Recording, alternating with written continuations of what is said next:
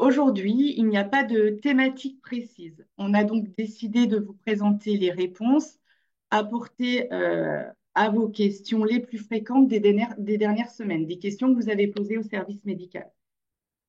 Donc, ça s'appelle point réglementaire, cas de comptoir. Les intervenants du jour sont Cédric Valendu, qui est notre chargé de mission par intérim, Natacha Sabatier, qui est pharmacien conseil à Lyon, Karine Fontaine pour Grenoble et moi-même pour Annecy. Nous avons regroupé une dizaine de questions qui proviennent soit de la plateforme téléphonique, soit d'Amélie Pro. Et nous allons les aborder en trois parties. Questions médicaments dans un premier temps, questions sur les vaccins et questions sur la LPP. Donc, je vais laisser la parole pour démarrer les questions médicaments par une information, Natacha. Bonjour à tous. Nous allons aborder la nouvelle réglementation des biothérapies. Il y a eu une modification des conditions de prescription et de délivrance de certaines biothérapies qui sont administrées par voie sous-cutanée dans le traitement de maladies inflammatoires chroniques, en rhumatologie, en gastro-entérologie, en dermatologie, pneumologie, ophtalmologie, allergologie et ORL. Cette modification est que la prescription initiale hospitalière est levée. Cette décision, elle est fondée sur l'expérience acquise dans leur utilisation et elle prend en compte leur profil de sécurité. Elle autorise donc l'initiation des traitements en ville par les médecins spécialistes concernés. Vous pouvez retrouver donc ces informations sur le site de l'ANSM en date du 17 avril 2024. La liste des molécules, donc c'est sur la slide suivante.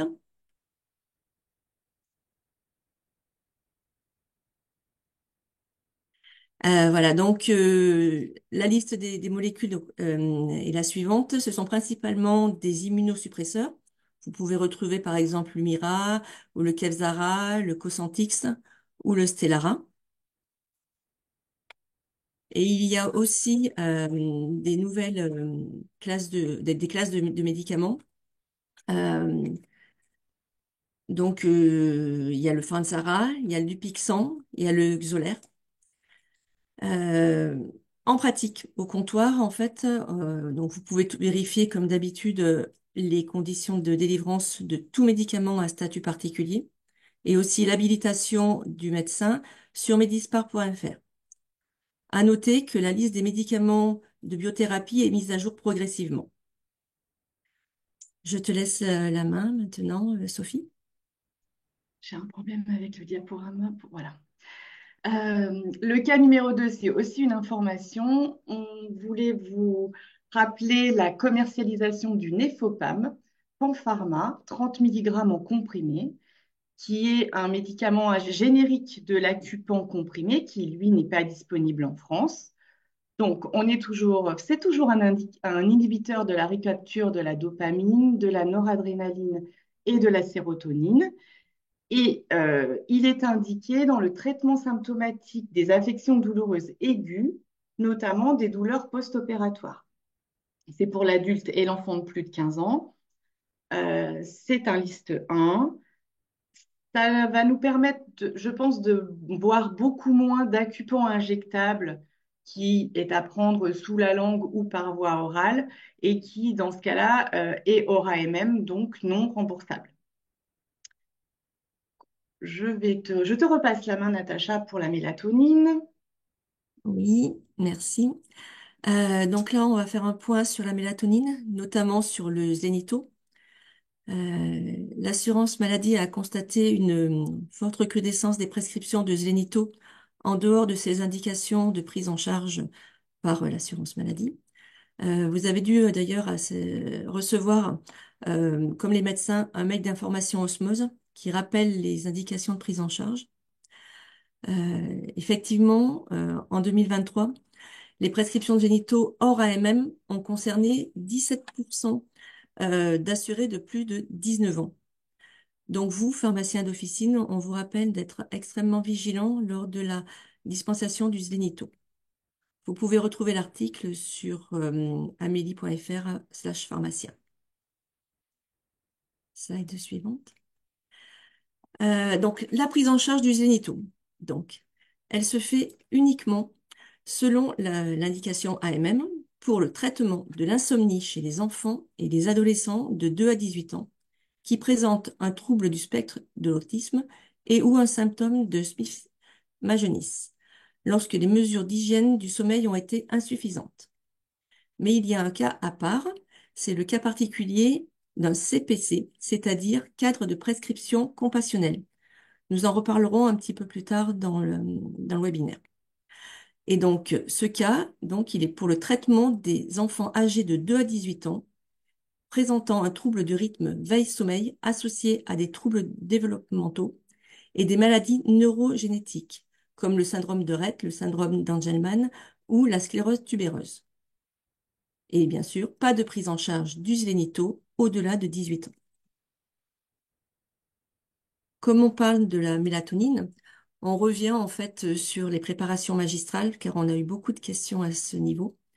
Donc, comme on vous l'avait expliqué lors du webinaire précédent, il n'y a pas de prise en charge de la mélatonine sous forme de comprimé ou de solution buvable, que ce soit chez l'adulte ou chez l'enfant en préparation magistrale, selon les critères du décret du 29/11/2006 et de l'arrêté du 24/2007, parce qu'il existe des spécialités aux produits commercialisés remboursables ou non, répondant au même usage thérapeutique.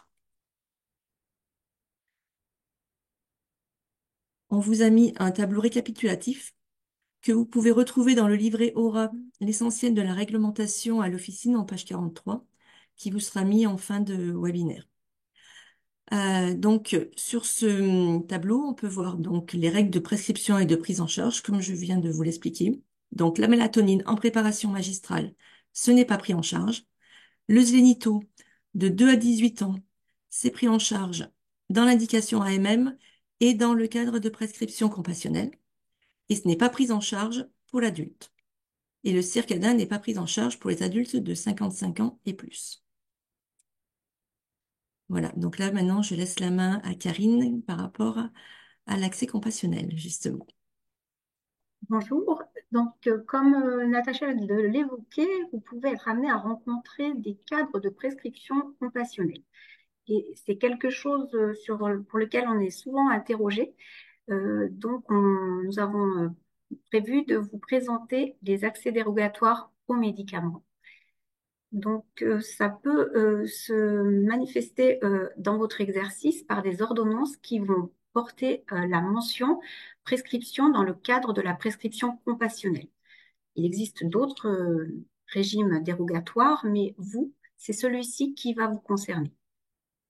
Donc, pour resituer les choses, en fait, en France, depuis plus de 20 ans, un patient qui se trouve en situation d'impasse thérapeutique peut bénéficier d'un médicament non autorisé dans l'indication concernée.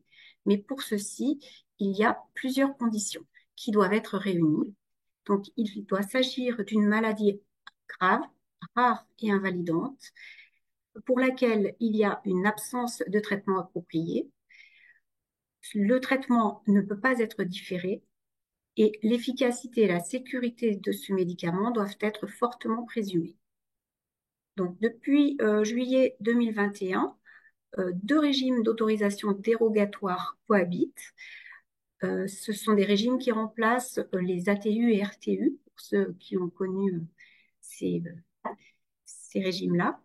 Donc, les régimes actuels sont l'accès compassionnel, qui se divise en deux catégories. Le cadre de prescription compassionnelle, donc c'est ceci qui va vous concerner à l'officine, et l'autorisation d'accès compassionnel.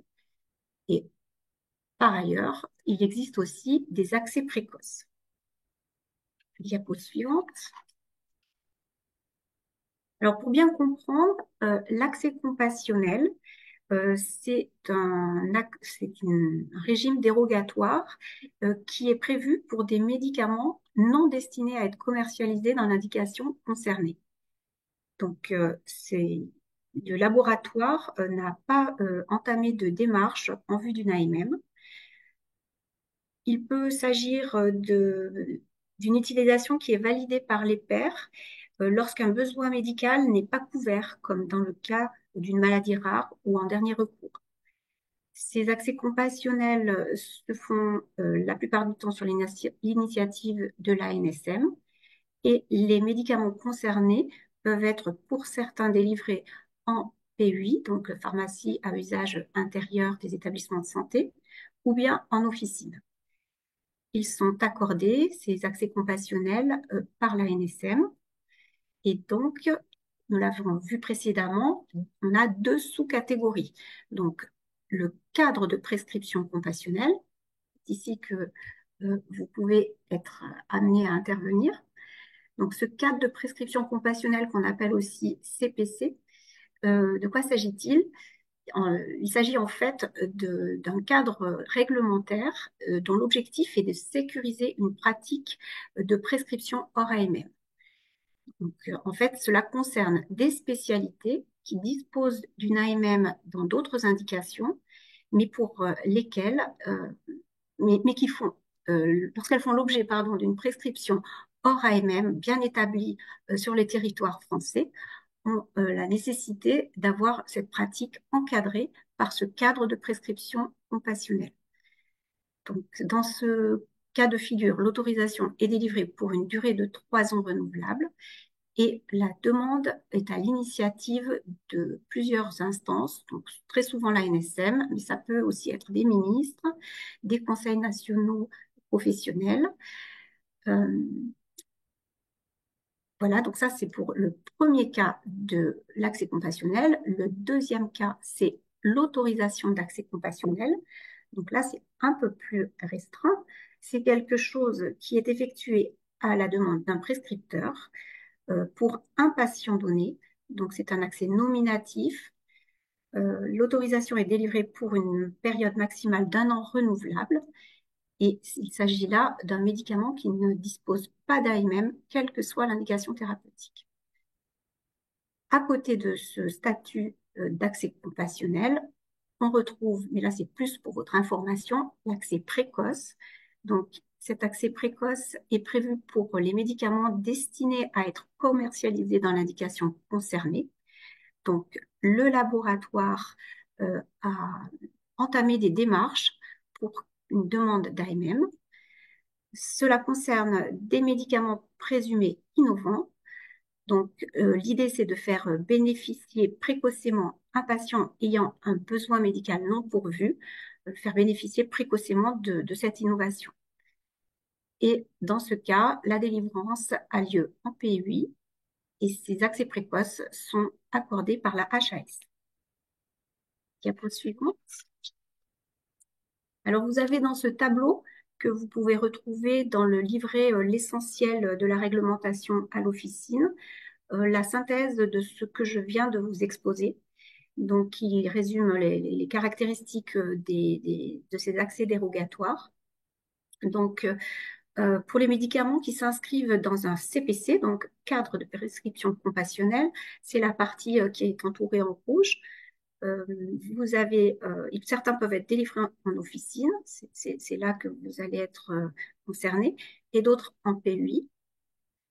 Donc, quand vous vous trouvez face à une prescription qui porte la mention prescription au titre d'un accès compassionnel en dehors du cadre d'une AMM, ce que vous devez faire, c'est aller vérifier que ce médicament en question fait bien l'objet d'un CPC et que les modalités sont respectées. Si c'est le cas, la prise en charge pourra avoir lieu. Diapo suivante. Alors, comment vérifier que ce médicament fait bien l'objet d'un CPC? Donc, le site de référence est celui de l'ANSM. Là, vous trouverez le référentiel des spécialités en accès dérogatoire. Donc, ce document va donc lister toutes les spécialités qui font l'objet d'un CPC. Et quand c'est le cas, il y a toujours en description dans le CPC ce qu'on appelle un protocole d'utilisation thérapeutique Et c'est là qu'on va retrouver toutes les informations pratiques pour vérifier que l'on est bien dans les conditions conformes au CPC. Diapositive suivante, merci. En relais du site de l'ANSM, on va avoir ces informations qui vont être portées sur le site Medispar que vous connaissez bien. Donc, d'une manière un peu synthétique, on retrouve les données que l'on a évoquées. C'est quelque chose qui vous permet d'avoir une vision rapide et globale, mais il faut laisser le temps au site Medispar de mettre à jour ces fiches quand il y a un changement de statut, ce qui fait qu'il faut garder en mémoire que le site de référence reste l'ANSM, où là, sitôt que le CPC d'un médicament est accordé, il apparaît dans le détail sur leur site. Diapo suivante. Donc, on voulait vous présenter 3 cas concrets rencontrés en officine pour que vous puissiez voir en conditions réelles, entre guillemets, ce que ça donne. Donc, on a eu une première interrogation sur du sporanox en solution buvable. Alors, pour resituer le sporanox au titre de son AMM est indiqué dans le traitement des candidoses orales et ou œsophagiennes chez le patient affecté par le VIH. Et là, le pharmacien était face à une prescription pour un patient de 15 ans où il était noté prescription au titre d'un accès compassionnel en dehors du cadre de l'autorisation de mise sur le marché. Et cette mention le laissait perplexe parce qu'il ne savait pas si ça rendait l'ordonnance recevable pour la facturation. Donc, après interrogation, nous l'avons orienté vers le site de l'ANSM où nous avons pu vérifier que le sporanox en solution buvable faisait bien l'objet d'un CPC, que dans ce cadre, il était indiqué dans le traitement de la teigne à microsporum chez l'enfant. Donc, les conditions étaient réunies, la prescription est bien recevable et la facturation à l'assurance maladie possible. Diapositive suivante.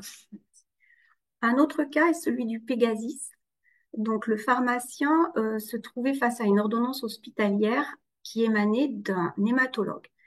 Donc, face à la prescription de Pégasis, son premier réflexe a été de vérifier les indications de l'AMM et si ce médicament faisait l'objet d'une prescription réservée. Donc, ce qu'il a trouvé, c'était que c'était prévu pour le traitement de l'hépatite chronique B et C et que dans ce cadre, la prescription était réservée logiquement aux hépato-gastro-entérologues, aux infectiologues et à certains médecins de médecine interne.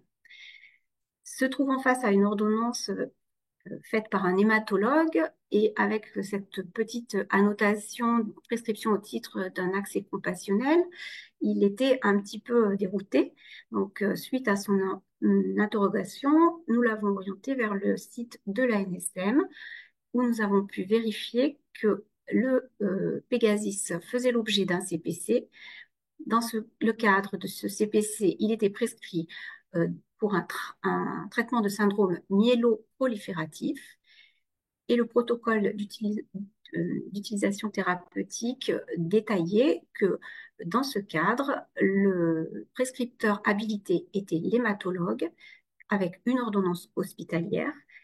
Donc là, les conditions étaient réunies, tout était conforme. Donc là encore, l'ordonnance était recevable et facturable à l'assurance maladie. Diapo suivante.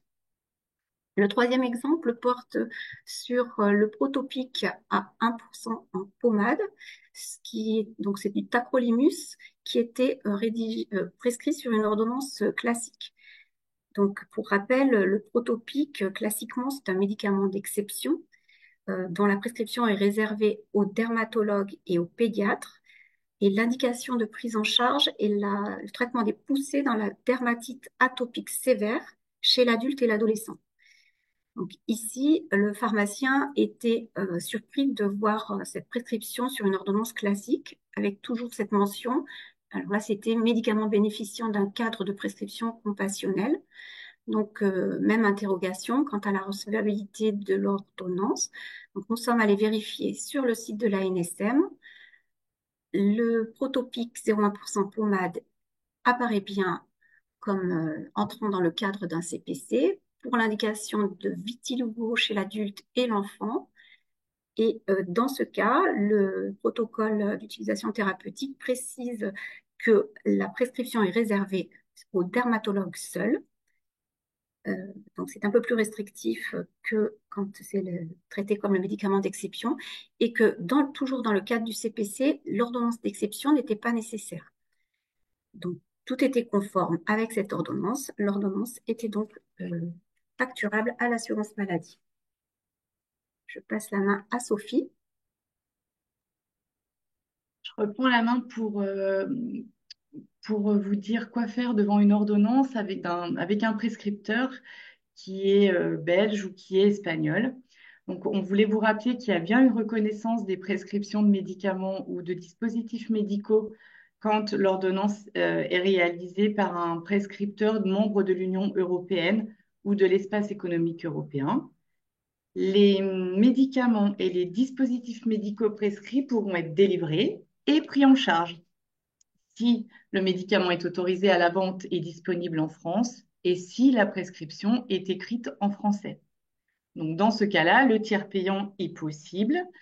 Je crois que vous devez mettre un numéro fictif pour identifier le prescripteur. Ces numéros vous sont fournis par vos caisses respectives. En revanche, il n'y a pas de reconnaissance en France des prescriptions qui émanent de prescripteurs hors UE ou EEE, donc pas de prise en charge par l'assurance maladie. Vous pouvez délivrer ces ordonnances si vous jugez qu'elles sont recevables, mais il n'y a pas de prise en charge derrière. Donc, on avait eu ces demandes de prescription établies en Espagne. J'en profite pour reparler de la procédure pour les délivrances en une fois en cas de départ à l'étranger. Juste en aparté, vous dire qu'on est toujours sur la même expérimentation qui a débuté en 2022 et qu'à ce jour, c'est encore cette expérimentation qui est en place.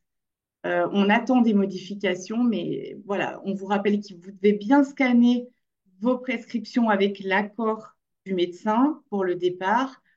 Vous devez bien scanner aussi l'attestation sur l'honneur de l'assuré.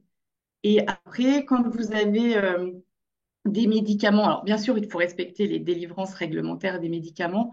Et quand vous avez des molécules onéreuses, des médicaments particuliers ou des cas particuliers, n'hésitez pas à contacter le service médical via Amélie-Pro.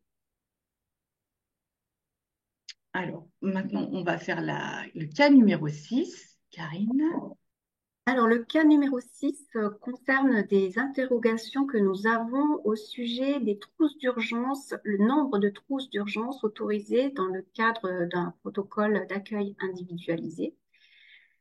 Donc, pour rappel, le PAI, c'est un document écrit, spécifique et nominatif qui concerne des enfants et des adolescents atteints de maladies chroniques ou bien d'allergies alimentaires afin qu'ils puissent être admis en collectivité. Donc, la Caisse nationale d'assurance maladie a acté que nous acceptons la prise en charge de 4 trousses d'urgence dans le cadre d'un PAI. Donc, ces ordonnances de PAI doivent indiquer très précisément le traitement avec la dénomination des médicaments, les doses à administrer, les heures de prise et le protocole à suivre en cas d'urgence. Il faut noter que les médicaments, mais également certains dispositifs LPP peuvent faire partie de ces PAI. Donc, les chambres d'inhalation en particulier peuvent en faire partie.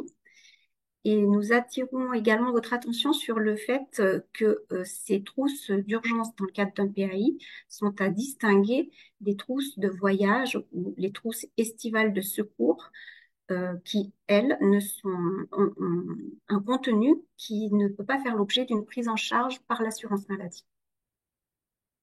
Je passe la main à Sophie.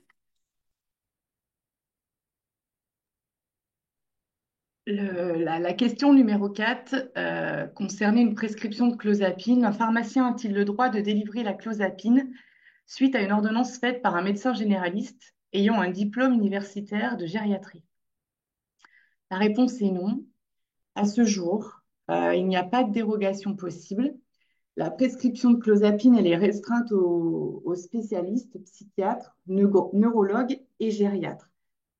Cette question aussi, on l'a choisie parce que nous sommes souvent interrogés sur les habilitations des médecins. Tout diplôme complémentaire du médecin doit être inscrit officiellement sur le site de l'ordre du médecin et doit être mentionné sur la prescription. Et il est vrai que pour certains médicaments, euh, la spécialité est à distinguer de la compétence. Par exemple, sur Medispar, à gauche, sur la clozapine, c'est bien indiqué que ce médicament est réservé à la prescription de spécialistes. En revanche, sur la droite, le Nubeqa, c'est marqué qu'il est réservé aux spécialistes en oncologie médicale, mais aussi aux médecins compétents en cancérologie. Donc, euh, faites attention à la nuance parce que, comme je le répète, à ce jour, on ne peut pas assimiler une spécialité à une compétence. Et voilà, la compétence doit être mentionnée sur le site de l'ordre et sur l'ordonnance. On a terminé les questions sur les médicaments. On voulait vous faire aussi un petit retour sur des questions vaccins. Deux questions vaccins. Le cas numéro 9 concerne le Gardasil. Natacha. Oui, alors effectivement, nous avons eu pas mal de questions sur le garde-asile. On voulait vous rappeler qu'il faut bien différencier les indications, les recommandations et les conditions de prise en charge. Donc, tout d'abord, les indications donc, de l'AMM. Donc, le garde-asile est indiqué dans l'immunisation active des individus à partir de 9 ans contre les maladies dues au papillomavirus humain par rapport aux lésions précancéreuses et cancers génitaux ou au verrus génital. Slide suivante. Donc, on a vu les indications. Les recommandations officielles du calendrier vaccinal 2024 donc, sont scindées en deux parties. Il y a les recommandations générales.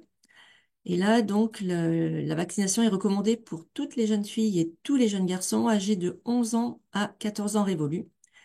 Il y a un cadre de rattrapage vaccinal de 15 à 19 ans pour les deux sexes.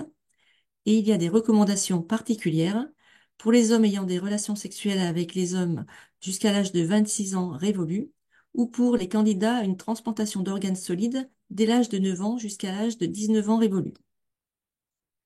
Donc, on a vu les indications, ensuite les recommandations du calendrier vaccinal, et maintenant, on va voir la prise en charge.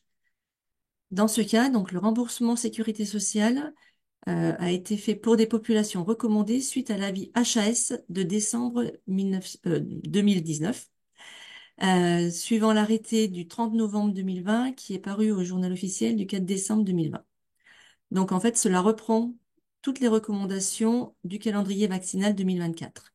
Donc, c'est-à-dire vaccination pour les jeunes filles et jeunes garçons de 11 à 19 ans, et dans les cas pour les hommes ayant des relations sexuelles avec les hommes jusqu'à 26 ans révolus, et les candidats à transplantation jusqu'à 19 ans révolus.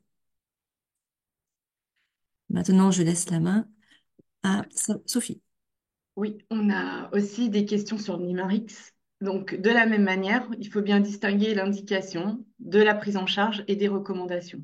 L'indication, on est sur l'immunisation active des sujets à partir de 6 semaines contre les maladies méningococciques invasives dues à Neisseria meningitis des groupes ACWY. À ce jour, la prise en charge est uniquement dans l'indication et uniquement dans les populations cibles suivantes, c'est-à-dire sujet porteur d'un déficit en fraction terminale du complément, sujet porteur d'un déficit en properdine ou ayant une asplénie anatomique ou fonctionnelle, et les sujets qui ont été greffés de cellules souches hématopoïétiques. La prise en charge, elle est subordonnée à l'arrêté du 1er mars 2022. Les recommandations, elles sont en train d'être modifiées. Donc, en effet, et c'est pour ça qu'on a les questions, en 2024, le Numarix est recommandé pour tous les nourrissons. Mais attention, pas remboursé pour tous les nourrissons, mais il est recommandé pour tous les nourrissons. Et Nimarix, Maveo et Mencafi sont recommandés, mais non remboursés, pour les 11-14 ans. Ce qu'il est prévu et ce qui a été annoncé, c'est que dans les recommandations du calendrier 2025, c'est-à-dire à partir du 1er janvier 2025, Nimarix va devenir obligatoire pour tous les nourrissons. Et ça ne change pas pour Nimarix, Maveo et Mencafi pour les 11-14 ans. Mais à ce jour, on ne sait pas comment le remboursement sera prévu. Et nous sommes donc en attente des textes d'application pour la prise en charge par l'assurance maladie. Donc à ce jour, on doit s'en tenir au texte actuel qui rembourse le Nimarix uniquement pour certaines populations cibles. Voilà, c'était important de revenir dessus parce que voilà, il faut vraiment regarder distinguer les indications, les recommandations et la prise en charge. Pour terminer, notre troisième partie on a repris une question LPP, plutôt on a fait un focus sur les règles de prescription et les prises en charge de spécialités dans le cadre d'inhalation par nébulisateur. Karine. Oui, c'est une question qui revient souvent. Donc là, il n'y a pas vraiment de nouveauté, mais ça paraît nécessaire de rappeler les consignes. Donc concernant les trois spécialités suivantes, donc l'atrovent, bricanil et ventoline, ainsi que leur générique, en unidose pour nébulisation.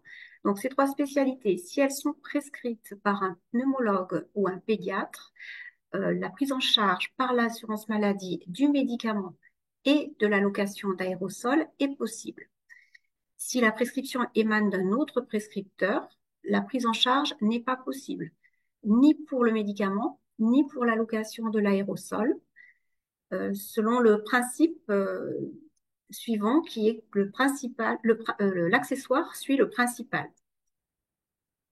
Une petite, voilà, une petite précision concernant les situations d'urgence. Donc, dans ce cas précis, tout prescripteur peut avoir recours à ces médicaments, mais l'ordonnance doit être délivrée à son nom pour un usage professionnel.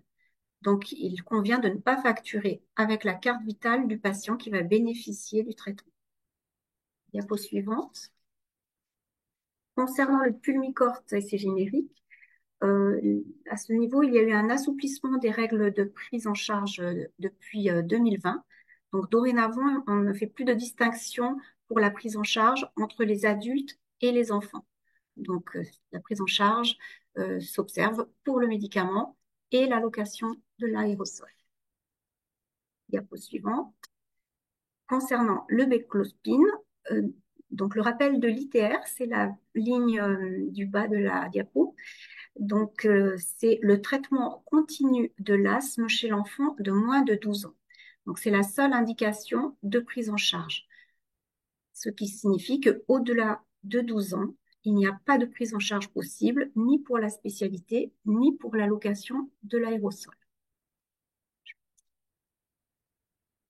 Alors, tout ce qui est en lien avec la LPP, vous pouvez le retrouver, là on vous a mis le lien, donc sur amélie.fr. Vous avez la liste des produits et prestations remboursables, le document complet qui est mis à jour très régulièrement et dans lequel vous retrouvez toutes les modalités de prescription et de dispensation des produits et prestations remboursables. Alors, il nous reste une dizaine de minutes. On va passer la parole à Cédric pour les questions Q et R et on va essayer de répondre à un certain nombre de questions. Alors, on a eu énormément de questions, hein, comme toujours. J'essaie d'en répondre un maximum en direct. La première question qui vient, c'est sur les prescriptions, on va dire, des prescripteurs étrangers. On nous demande le cas de la Suisse, puisqu'elle est hors Europe, et on nous précise aussi, on nous demande pour une deuxième question, qu'en est-il pour l'Angleterre, puisqu'aussi maintenant elle est plus considérée comme dans l'Europe. Je vais répondre pour la Suisse. En fait, les ordonnances sont recevables du moment que du moment que vous avez un assuré qui a une carte vitale, puisqu'il y a des accords transfrontaliers entre les pays limitrophes et notre région. Pour l'Angleterre, non, c'est plus considéré en Europe, donc les ordonnances ne sont pas recevables pour la prise en charge. Merci. Je ne sais plus qui a traité le SLINITO, on nous demande la prise en charge au-delà de 18 ans. On nous a précisé, il me semble, dans une des diapos, et on nous dit qu'est-ce qui se passe pour les au-delà de 18 ans. Est-ce que Oui, l'une c'est peut pour dire, répondre? hein. Oui, en fait, non, il n'y a pas de prise en charge au-delà de 18 ans pour le Zvenito. Donc, ça a bien été confirmé donc, par l'assurance maladie au niveau de... On- Merci Natacha. Désolé, hein, ça va vite. On ne pourra pas répondre à tout, mais vous inquiétez pas, on répondra ultérieurement. Il y a des questions très très précises qui demandent de toute façon qu'on vous contacte. On nous reparle aussi de la procédure départ à l'étranger. On nous demande si la distinction hors Europe, hors Europe, en Europe est toujours d'actualité. Laquelle veut répondre? Je peux répondre, la réponse est oui. Il est prévu que ça soit modifié. On a essayé de le faire pour cet été, c'est pas le cas. Donc, à ce jour, l'expérimentation débutée en 2022 est encore en cours. Normalement, ça devrait changer. Rapidement aussi, on nous dit pour les PAI, faut-il plusieurs ordonnances ou une seule? Alors là, personnellement, vous pouvez facturer directement tout sur la même ordonnance. On sait par contre que quand on facture plusieurs fois sur une même ordonnance, ça peut entraîner des problématiques de rejet, mais normalement, ces rejets sont traités en fait par les caisses. En tout cas, le texte, enfin en tout cas, la CNAM autorise jusqu'à 4 trousses et 4 trousses, bien sûr, on l'a signalé par écrit, 4 trousses contenant chacune entre guillemets un produit. Alors au cas par cas, mais il n'y a pas de raison d'avoir dans une trousse d'avoir 3 stylos d'anapen. C'est normalement voilà un produit dans chacune des trousses et le but c'est d'avoir 4 trousses pour aller à plusieurs endroits. Les ordres suisses, on a répondu. Euh, on nous dit la veille des 19 ans, bon, peu importe. On nous demande aussi pour les vaccins dans le cadre d'un voyage.